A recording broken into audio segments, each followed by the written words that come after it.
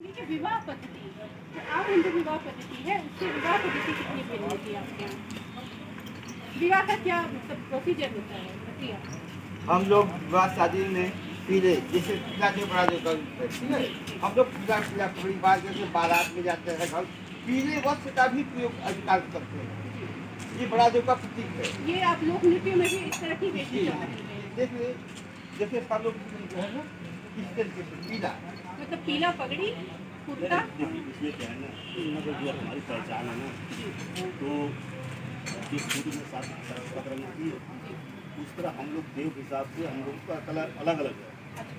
मगर इस समय हम लोगों को क्या किया है, लोगों ने अपने आप को कितने लोग भूल गए हैं, उनको जागरूक करने के लिए हम लोग पीला व्यवस्था बनाए, क्योंकि हमारी व्यवस्था जो है जो जिस जिस सूर्य के उस हिसाब से उसकी पकड़ हुई उसकी कपड़ा हुई। मगर इस समय सबको पीला दिया जा रहा है।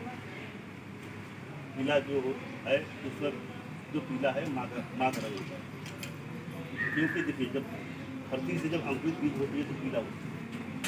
जब वो बीज जब वो जिंदगी जब सांस रुक जाती है खत्म हो जाती है तो फिर उसका भी रंग पीला हो जाता है। जब यह अगर किसी पेड़ को देखेंगे कोई पत्ता निकलेगा तो पीला रंग होगा, जब बीज बोएंगे तो पीला होगा, उसके बाद वो बड़ा होगा हरा होगा, लाल होगा, नीला होगा, पीला। जब वो अंतिम क्षण आएगा तो सूखने को जब बोएगा तो फिर वो पीला हो जाएगा। तो जन्म और मरण दोनों हमारे पीला है, क्योंकि माँ से शक्ति होती है। क्योंकि जो आदमी जो रज होता है वो सफेद होता है, जो माँ का रज होता है वो पीला होता है। जब हम जमीन में किसी भी रंग का बीज बो दें, जब निकलेगा अंकुरित तो पीला निकलेगा। तो सामान्यतः कह सकते हैं कि पीली पगड़ी और सफ़ेद कुर्ता और नीचे सफ़ेद लुंगी जैसा एक पोशाक होता है, धोती, जो आपका परिधान होता है किसी भी शुभ अवसर पे पहनने का, शादी विवाह में पहनने का और आपके लोक नृत्यों के माध्यम से भी। तो विवाह की पद्धति सामान्य जैसे 7 फेरे लेके और ऐसा ही होता है? नहीं, देखिए उसमें होता है पहले हमारे भूमका जो होते हैं, जो शादी कराते हैं भूमका, वो मांगर माटी से लेके देवपुर पूजन से लेके मड़विन तक, जो शादी को हम लोग मड़विन कहते हैं, विवाह नहीं मड़विन। तो और जो विवाह होती है तो ये तीनों कर्म होती है। हमारी जिंदगी में 3 संस्कार होती है, जन्म संस्कार, विवाह संस्कार, मृत्यु संस्कार। 3 संस्कार 3 संस्कार होती है। जन्म संस्कार जब जन्म होती है तो उसमें नामकरण होती है, विवाह संस्कार होती है, उसके बाद जब मृत्यु होती, जब हम लोग मरते हैं तो मृत्यु संस्कार होती है। और ये अंतिम संस्कार की जो आपने बात की, तो ये क्या जैसे हिंदुओं में दफनाने की प्रथा, सॉरी जलाने की प्रथा है, मुसलमानों में दफनाने की प्रथा है, आपके क्या? देखिए हमारे लोगों में दफनाने की प्रक्रिया है, मगर जिसके पास जमीन नहीं है तो जलाते हैं, उनकी राख या मिट्टी की दफन करते हैं, कहीं स्थान देते हैं। भाई जिसके पास जगह नहीं तो कहाँ दफनाएगा, भाई दूसरी जमीन जब दफनाएगा तो मार पिटिया हो जाएगा तुरंत। तो वो क्या है कि अपना जलाते हैं तो उनकी राख जो होती है तो कहीं ना कहीं स्थान देते हैं। तो एक धार्मिक आधार की बात करें तो जैसे कि हिंदू धर्म नहीं, हमारी धर्म नहीं होती है, नहीं, हमारी धर्म नहीं होती है, हमारे लिए पुनेम होती है। पुनेम कभी बदला नहीं जा सकता है। पुनेम क्या होता है? पुनेम जो सत्य होता है। अच्छा, सत्य। यह शरीर आपकी पुनेम है, इसको बदला नहीं जा सकता है। जी। धर्म जो जिसको हम धारण करते हैं उसको धर्म बोला जाता है। जैसे कहते हैं ना कि आप हिंदू लोग गीता के अनुसार या फिर महाभारत के अनुसार या फिर रामायण के अनुसार जीवन के संस्कार के बारे में सीखते हैं, हम लोग नियमों को जानते हैं, हम लोग तो ऐसा क्या कुछ आपके यहाँ है जिसके आधार पे आप अपनी चीजें? हमारी प्रकृति के ऊपर चलती है।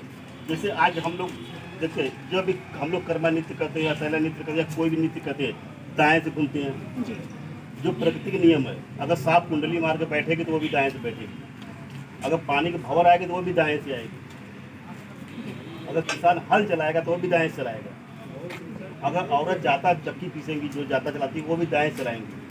तो प्रकृति के नियम है, ये पृथ्वी हमारी दाएं चलती है, तो हम लोग जितने भी काम करते हैं तो दाएं से होती है, हमारा भंवर भी होता है तो दाएं से होती है। आपसे जानना चाहेंगे कि ये जो बात इन्होंने कही कि ये नृत्य होते हैं क्या क्या, तो प्रमुख गौड़ीय नृत्य कौन कौन से होते हैं?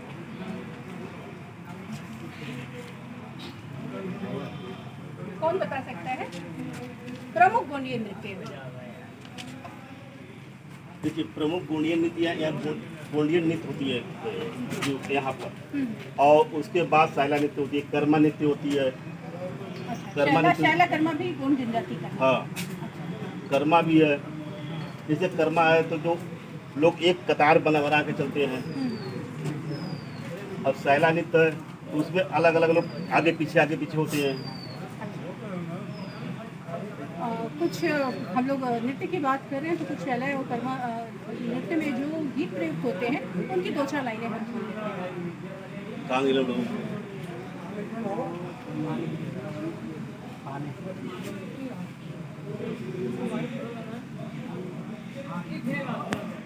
लिपि जो सिंधु लिपि है वो गोंडी शक्ति है सब जगह। और आपने कहने का जो सिंधु घाटी सभ्यता में लिपि पाई गई है वो वो गोंडी है। गोंडी लिपि है, गोंडी है। उसको आप गोंडी में पढ़ सकती हैं, यानी जो गोंड भाषा के जानकार होंगे वो पढ़ लेंगे। वो पढ़ लेंगे। तो ये पुरानी सभ्यता जो आज के यहाँ पर 200 साल, यानी कि गोंडी सभ्यता तो फिर बहुत पुरानी हुई। हाँ सिंधु घाटी सभ्यता की आप बात कर रहे हैं। क्योंकि यहाँ देखिए ये भूभाग का ही नाम गुंडवाना है, ये भूभाग का नाम ही गुंडवाना है। गुंडवाना 5 महाद्वीपों में खंडित था। जब पेंजिया एक थी पृथ्वी, पेंजिया जब 2 खंडों में विभाजित हुई महासागर आई, तो एक खंड का अंगारा लैंड हुआ, दूसरे खंड का गुंडवाना लैंड हुआ। दक्षिणी भूभाग को गुंडवाना लैंड कहा गया, उत्तरी को आगरा अंगारा लैंड। तो 2 भूभागों का डायनासोर एनाकोंडा इसी गुंडवाना भूभाग में मिलते थे, इसी भूभाग पर। अब ये भारत जो है मेडागास्कर से टूट के उत्तर में चला है। भारत जो मेडागास्कर से अलग हुआ तो उत्तर में चला है, लद्दाख में आगे पड़ गया, तब हिमालय की उत्पत्ति हुई। ठीक है, जानकारी का क्रम हम जारी रखेंगे। हमारे बीच में श्री छेदीलाल जी आ गए हैं, तो हम आपसे कुछ कर्मा या शैला नृत्य की जो पंक्तियाँ होती है गीतों की, हम लोग गोंडी नृत्य करते हैं। कर्मा और शैला नृत्य भी तो गोंडी नृत्य के बारे में हाँ, बताया। वे साइड बटा हुआ है ना। अच्छा, खैर तो जो भी गीत हम इसमें गाते हैं, जिस पे हम झूमते हैं, हम कदम ताल करते हैं, उसकी 2 पंक्तियाँ हम आपको सुन लीजिए। अरे पकी गईला भरवा, अरे भुआरा भइला मोतिया, बुढ़ऊ कौने नतमा, बुढ़ऊ कौने नतमा, भइला कान्हवा पे हवा, बुढ़ऊ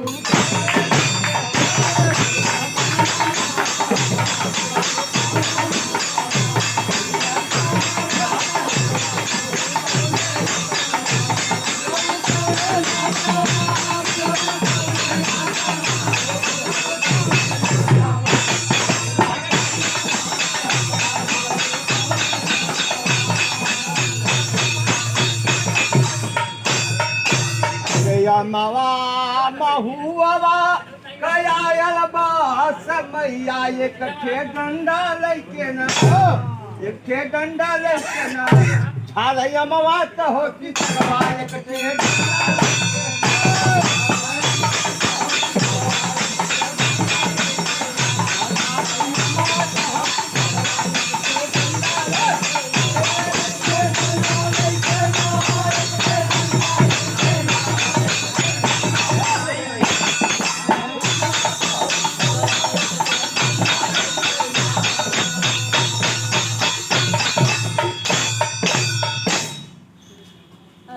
आपने सुना इन गीतों को, और शायद अगर मतलब बहुत नहीं समझ में आए तब भी कुछ रिदम इस तरह की है कि अपने आप ही मन थिरकने लगेगा, आपके पैर थोड़ा थिरकन तो जरूर होगी।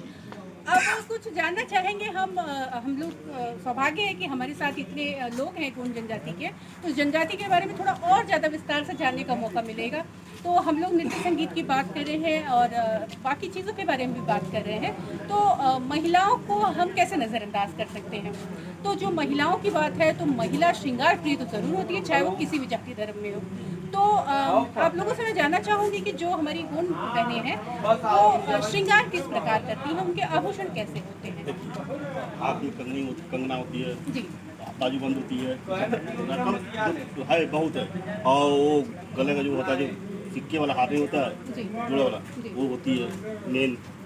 तो आभूषण का जो धातु है वो सोना होता है या फिर सोना चांदी दोनों होता जैसे आपका मतलब आपकी सामर्थ्य है उस हिसाब से? है। जी देखिए, आज के समय में किसी घर एक तो चांदी नहीं मिलेगी, मतलब आज के 20 साल पीछे चली जाती है आपने, तो हर घर हर कोण के पास को 2-4-5 की होती है।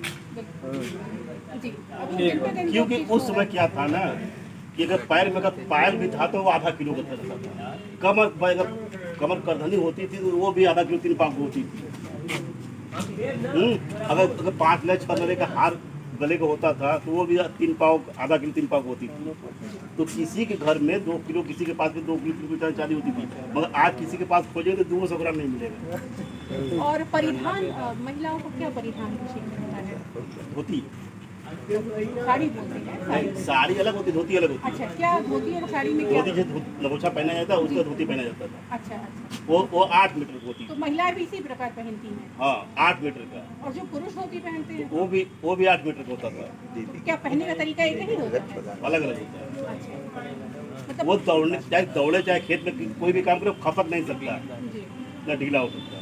मतलब कह मगर सकते हैं आज वो धोती छोड़कर लोग धीरे धीरे साड़ी पा गए, कि जी, तो भाई 5 मीटर में आ गए। 8 मीटर छोड़े, अब 8 मीटर लिपट ही नहीं पाएंगे वो।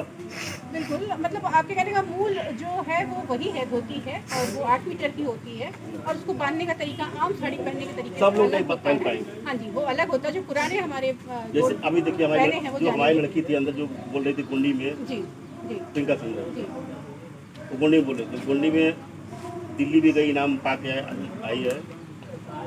दिल्ली को 45-50 बच्चे थे तो उसमें नंबर बनाए थे। जी। बहुत अच्छी जानकारी आप लोगों ने दी। आप सभी का मैं बहुत बहुत धन्यवाद करती हूँ, आप सभी का। और आप सबसे फिर से मुलाकात करेंगे। अभी के लिए बस मैं अपने फोटोग्राफर महोदय से कहूँगी कि वो हमारा छायाचित्र साथ में ले लें, जिससे कि स्मृतियाँ शेष बची रहें। फोटो आप लोग कहीं भी